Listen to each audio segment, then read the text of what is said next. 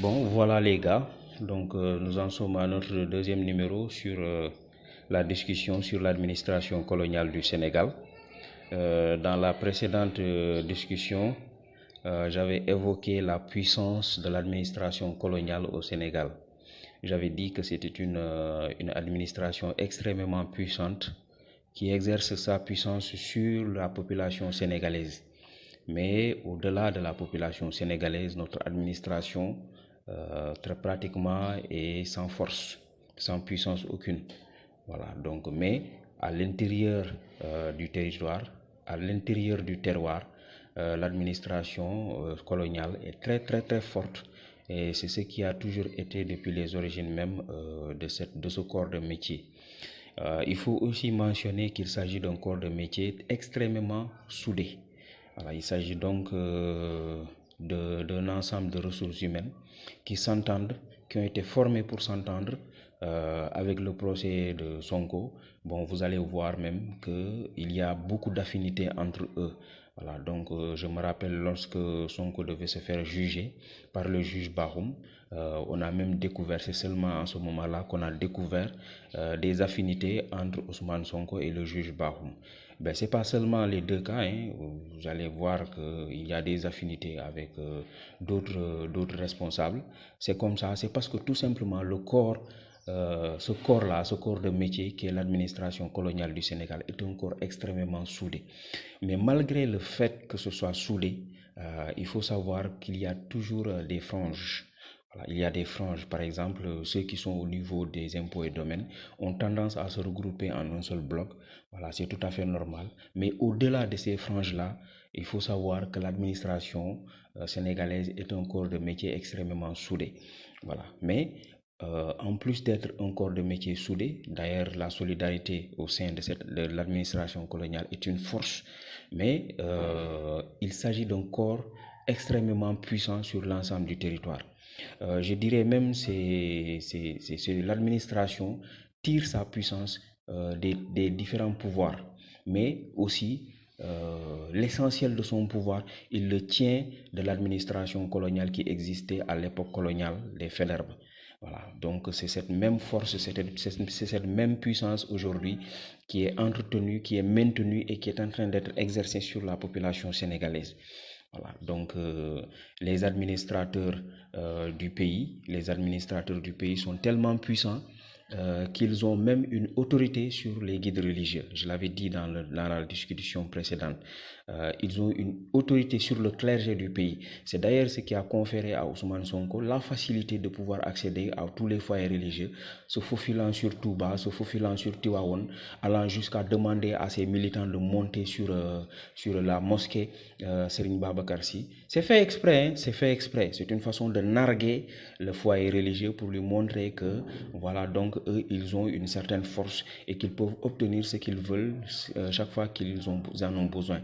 Voilà, donc cette autorité-là leur permet chaque fois qu'ils toquent à une porte, à la porte d'un foyer religieux, on les ouvre la porte sans possibilité même de refuser. Voilà. Donc, il faut savoir que c'est un corps de métier qui a une capacité d'influence jusqu'ici dont on n'a pas fait les comptes, hein. On n'a pas fait l'inventaire de la capacité de nuisance ou de la force ou de la puissance même de ce corps de métier. Parce qu'on se rend compte qu'ils ont la capacité même de tordre le bras au chef d'État qui accède au pouvoir, hein. Voilà. Quand on voit Macky Sall qui a des problèmes pour mettre Ousmane Sonko en prison, mais cela va de soi. Voilà, donc très souvent aussi, ce sont eux qui interviennent pour empêcher à ce que voilà, des gens comme les Serigne Modou Kara soient interpellés malgré toutes les infractions, malgré tous les délits, malgré tous les égards qu'ils commettent. Voilà, donc ce sont eux. Mais s'ils ne dépendaient que de l'armée ou de la gendarmerie ou de la police, ben, des gens comme les Serigne Modou Kara, ils se seraient trouvés en prison à l'heure là, parce que nous avons une police, une gendarmerie et une armée très professionnelle. Mais il faut savoir que quand je parle de l'école nationale d'administration, l'école nationale d'administration, c'est juste l'école phare. Mais il n'y a pas que l'École nationale d'administration qui se joue ce rôle d'administration coloniale dans notre pays. Il y a d'autres écoles nationales, d'autres écoles de formation qui ont la même vocation que l'École nationale d'administration. On parlait tout à l'heure des corps militaires et paramilitaires. L'école britannique militaire joue le même rôle que l'École nationale d'administration, mais dans les corps militaires et paramilitaires. Vous savez, les militaires et les paramilitaires, c'est-à-dire l'armée, la police, la gendarmerie, il s'agit d'un corps qui se doit d'être fort. C'est tout à fait normal parce que c'est leur métier. Ce sont eux qui détiennent la force légale. Mais si vous voulez contrôler ce corps-là, pour le compte de l'administration coloniale, pour le compte de la France, pour le compte de l'empire colonial, il faut former d'autres personnes avec beaucoup plus de force de caractère pour pouvoir contrôler. C'est pourquoi vous entendez très souvent Sonko dire l'armée va devoir prendre le pouvoir. Il appelle à l'armée à prendre le pouvoir parce que quelque part, ils ont des affinités dans l'armée, ils ont des affinités dans les autres corps paramilitaires. Donc très souvent on voit des gens, quand on vous dit qu'il y a des policiers qui se sont infiltrés, etc., tout ça, ils ont effectivement des éléments dans l'armée, dans la gendarmerie qui répondent d'eux, bien évidemment. Donc il faut savoir qu'il y a d'autres écoles de formation disséminées un peu partout, parfois même hors du pays, pour le compte de l'empire colonial, aussi bien au Sénégal que dans la sous-région. Voilà, donc ça c'est quelque chose qu'il faut retenir et savoir que notre corps administratif, l'administration coloniale du Sénégal, est un corps extrêmement puissant qui a une capacité d'influence et une capacité de nuisance jusqu'ici qui n'ont pas fait l'objet d'inventaire.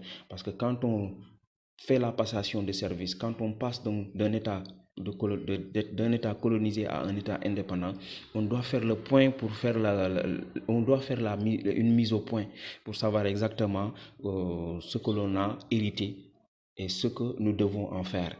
Voilà, donc on aurait dû faire le point, mais on n'a jamais fait ce point-là. Voilà, donc ils sont tellement puissants qu'ils ont l'autorité sur le clergé. Donc ça, c'est quelque chose de clair. Bon, maintenant, je reviendrai sur d'autres discussions pour vous dire qu'est-ce que l'administration coloniale au Sénégal peut craindre dans ce pays. Voilà, donc ils sont tellement puissants qu'ils peuvent tordre le bras au chef de l'État. Ils sont tellement puissants qu'ils ont une autorité, qu'ils exercent une autorité sur l'ensemble du clergé au Sénégal. Ils sont tellement forts, ils sont tellement puissants que ce sont eux qui décident pratiquement de tout ce qui se passe ici au niveau culturel, au niveau des infrastructures, au niveau de l'administration, au niveau même de la gestion de l'armée et des corps militaires et paramilitaires, au niveau de l'éducation. Ils sont très puissants et ils jouent leur partition dans les élections, parce que c'est une question d'intérêt, les élections. Donc les privilèges dont ils jouissent, ils vont chercher à les défendre à chaque fois qu'il est question d'élections, surtout présidentielles et législatives. Voilà, donc ces deux types d'élections-là, ce sont des élections à fort enjeu concernant les intérêts de ceux-là qui donc appartiennent à ce corps de métier qu'est l'administration coloniale du Sénégal. Bon, TikTok ne nous donne pas tellement la possibilité de nous épandre là-dessus, mais comme je vous l'ai dit, c'est pas la peine de nous presser. Moi, j'ai l'habitude de prendre un débit qui va permettre aux gens de pouvoir bien me suivre, mais je ne suis pas du tout pressé. Ça fait des années, depuis 2010, je suis dans le domaine de la recherche scientifique et je travaille d'arrache-pied. Vous ne verrez pas un scientifique aussi prolifique, aussi engagé et aussi déterminé et surtout aussi consistant dans ce que que moi dans ce que je suis en train de faire. Aujourd'hui, il n'existe pas un seul. Depuis 2017, j'ai lancé un défi. Voilà, tout ce que je suis en train de dire, celui qui croit qu'il peut me défier, il n'a qu'à relever le défi sur un plateau public. Voilà. Donc moi, je ne cherche pas le buzz. D'ailleurs, la meilleure façon d'éclipser le buzz, c'est d'aller sur un poste de radio. Là, on ne verra pas les gens. On peut même se passer des noms et faire un débat public aussi âpre que nécessaire et on verra où se situe la vérité. Voilà. Donc je reviendrai sur d'autres discussions et on va pouvoir davantage discuter et je vais vous donner davantage d'informations. Il y a énormément de choses à découvrir avec cette administration coloniale du Sénégal. La prochaine fois, certainement, on discutera de ce que ce corps de métier-là craint dans ce pays et hors de ce pays. qu'est-ce qu'ils craignent en réalité? S'ils ne craignent pas le clergé, s'ils ne craignent pas le président de la République, s'ils ne craignent aucune autre institution, et surtout comment on les forme et comment on met en eux cette force de caractère qui leur permet justement de pouvoir contrôler tout le monde. Je reviendrai sur ça la prochaine fois. Voilà, donc c'est bon pour aujourd'hui, surtout qu'on est en train d'atteindre les 10 minutes. Voilà, c'est bon. Merci beaucoup.